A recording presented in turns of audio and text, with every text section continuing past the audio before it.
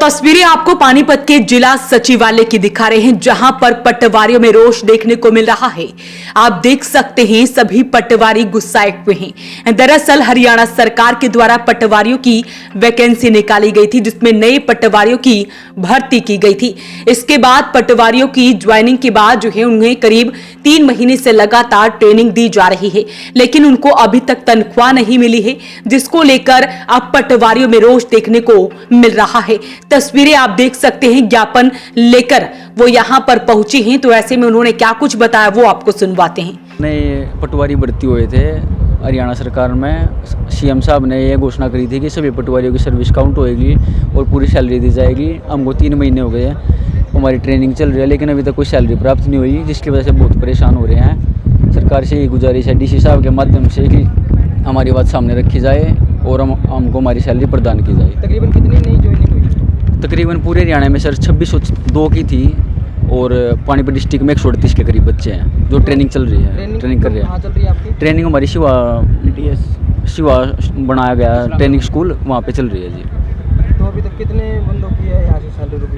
पूरे सभी की, किसी को एक पैसा नहीं मिला अभी तक। 3 महीने से परेशान है जी, घर चलाने में परेशानी आ रही है। कहूँगा जी आपने बिना पर्ची बिना खर्ची के भर्तियाँ की हैं, आपका धन्यवाद करते हैं, लेकिन जल्द से जल्द वेतन जारी किया जाए और जिससे हम अपनी मांगो अपने फैमिली को अच्छे से समझ। चला कि ये वेतन आखिर क्यों रुका पड़ा है? वेतन पता नहीं सर, अभी तक तो हमारे को कुछ नहीं है। बस ये बोल रहे हैं कि फाइल चल रही है, आपकी फाइल चल रही है और बस ये। तो लगता है हल हो जाएगा डीसी साहब को? देखते हैं सर, डीसी साहब जिले के मालिक हैं, हम उनसे ही आस रखते हैं कि हमको हमारी बातें सुनेंगे, हमारी मांगों की तरफ ध्यान देंगे। एक तरफ सरकार कहते हैं बिना पर्चे बिना खर्चे के हाँ जी लगते हैं, लेकिन दूसरी तरफ ये तनख्वाह नहीं मिलती, तो कहीं ना कहीं नेगेटिव पॉइंट जाता है। नेगेटिव पॉइंट तो है सर, एक सरकारी कर्मचारी है, कई भाई साहब ऐसे हैं जो अलग अलग गवर्नमेंट जॉब से वहाँ से रिजाइन करके आए हुए हैं, अब 3 महीने से ऐसे बैठे हैं।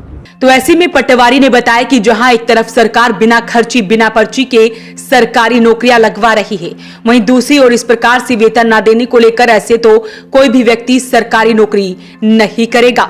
पटवारी ने बताया कि वो अपनी प्राइवेट नौकरी छोड़कर सरकारी नौकरी से घर का गुजारा करने के लिए आए थे, लेकिन इस प्रकार से सैलरी न मिलने को लेकर उनका घर का गुजारा भी नहीं हो पा रहा है, जिससे वो परेशान आकर पानीपत के डीसी को ज्ञापन सौंपने के लिए आए हैं। उनका कहना है कि सरकार को उनके बारे में सोचना चाहिए और उन्हें तनख्वाह मिलनी चाहिए। बहुत सारे बच्चे हैं जो दूसरी जॉब छोड़कर ये जॉब ज्वाइन की है उन्होंने, लेकिन अब घर चलाने के लिए पैसे चाहिए। सीएम साहब ने हमें पंचकुला बुलाया भी था और उन्होंने घोषणा भी की थी कि पूर्ण वेतन और आपकी सेवा गिना जाएगा, लेकिन अभी तक हमें ना तो वेतन के नाम पे कुछ भी नहीं मिला। पूर्ण वेतन की तो बात ही छोड़ो, बिना सैलरी के जेब से ही अपना खर्च चला रहे हैं और बड़ी मुश्किल हो रही है सबको। तो कोई बात हुई आपकी सीएम साहब से? हमने बहुत बार ज्ञापन दिया है डीआरओ के थ्रू या डायरेक्टली बच्चे मिलने की कोशिश की है, डीएलआर में भी जाते रहते हैं जो पंचकुला में सेक्टर 5 में।